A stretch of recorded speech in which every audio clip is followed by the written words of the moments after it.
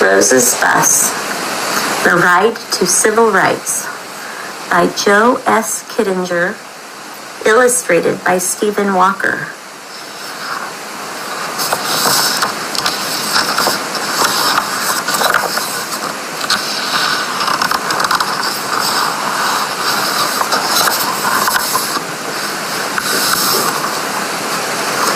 When bus number 2857 rolled off the assembly line in 1948, no one cheered, no one paid attention.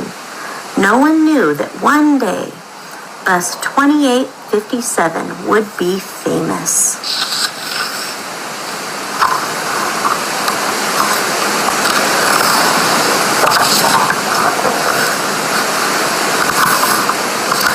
The bus left the General Motors factory in Michigan and headed for Terre Haute, Indiana, where it carried folks for several years before moving south to Alabama in 1954. Around the time the bus arrived in Montgomery, the U.S. Supreme Court in Washington, D.C. ruled that separate schools for black children and white children were unequal. The civil rights movement was beginning to roll.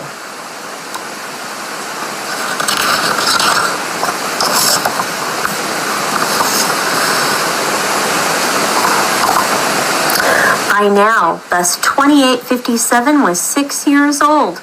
Its yellow paint had faded some, but inside, 10 seats back, there was a newly painted, movable sign. It read, "Colored."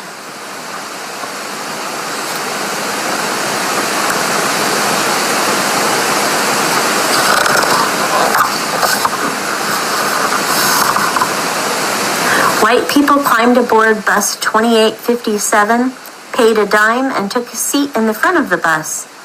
Black people climbed aboard the bus, paid a dime, but often had to walk back down the steps and go to the rear door, even if it was raining, even if their legs were broken, even if they were cold and the steps were hard to climb.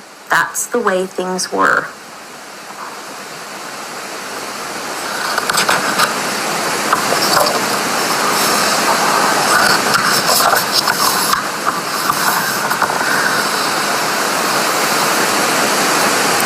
Whites sat up front and colored in back. Black people were called colored people back then. That's the way things were. When the white seats filled, an entire row of black people had to stand up so that one white person could sit down. Black people weren't allowed to share a row with white people. That's the way things were. If black people didn't stand up, the bus driver could have them arrested and they'd have to pay a fine. Those were the rules called Jim Crow laws. That's the way things were.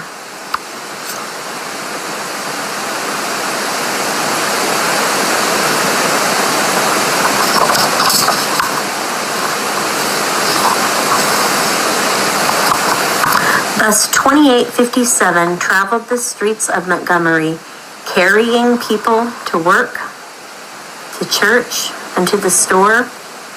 Black people needed the bus. The bus company needed black people to ride. Jingle jangle, dime upon dime, dimes kept the buses in business.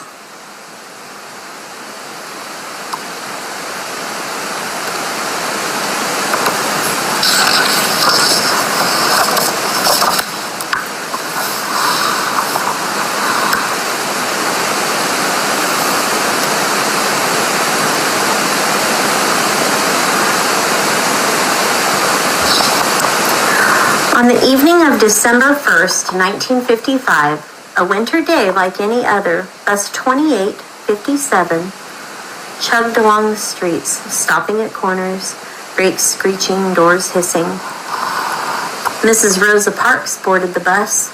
After a long day of sewing and pressing clothes, she took a seat behind the sign. At the next stop, all the front seats were filled, and a white man was left standing.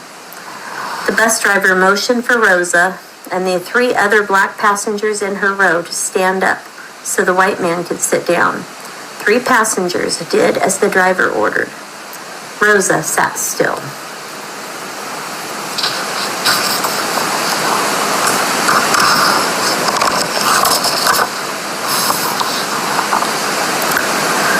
The busload of people moaned and groaned, anxious to get home. The bus driver said, "Move or I'll have you arrested." Still, Rosa sat. That winter day, the police took Rosa to jail.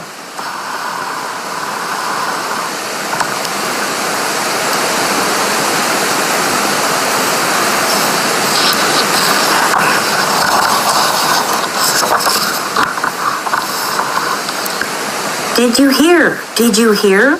Rosa was arrested. The news raced around town like a field on fire. Meetings were held in homes and at churches.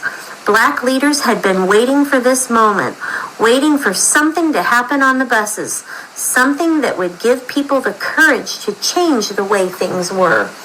They printed flyers that read, "Please stay off all buses on Monday."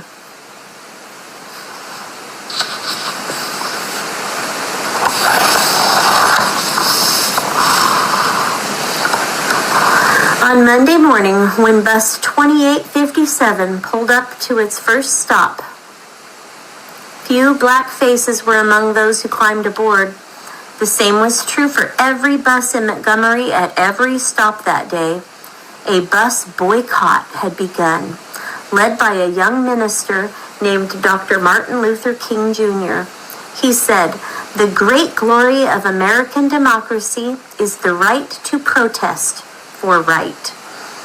Black people throughout the city vowed to avoid riding the buses until no one could tell them to move from their seats.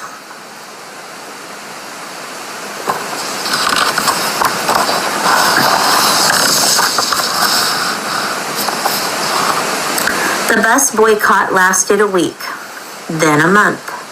Black people walked to work, to church, and to the store. Their feet got sore, but still they walked. Some people who had cars offered rides to others.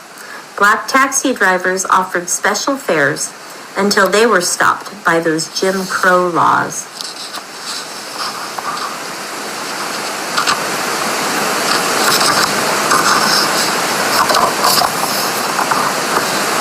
The boycott went on and on. No dimes jingle-jangled in the coin box. Day after day, week after week, month after month, bus 2857 rode down the street with plenty of empty seats.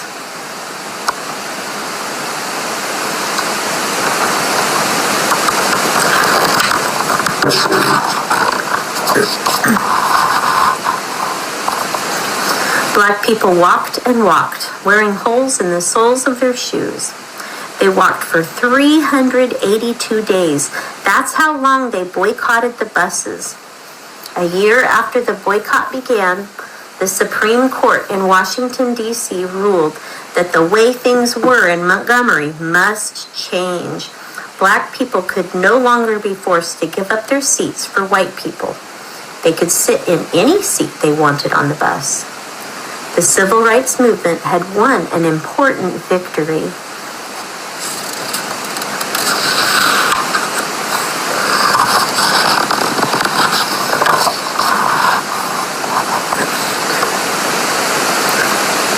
Bus 2857 was full again. It ran many more years on the streets of Montgomery as the civil rights movement rolled on and on. Then the city replaced its old buses with new ones that were shiny. Bus 2857 was put out of service.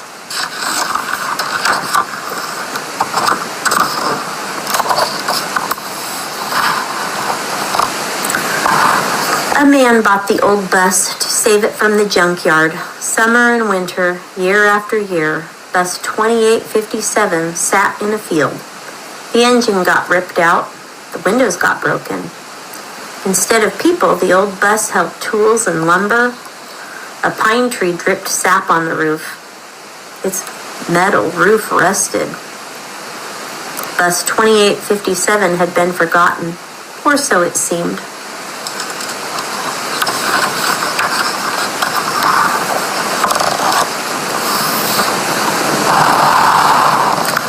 Johnny Williams remembered.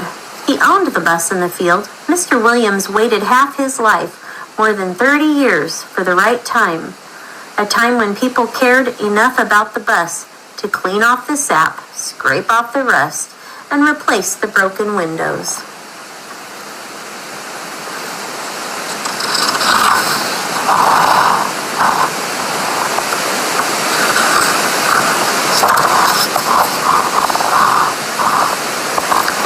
"55 years after it rolled off the assembly line, Bus 2857 returned to Michigan.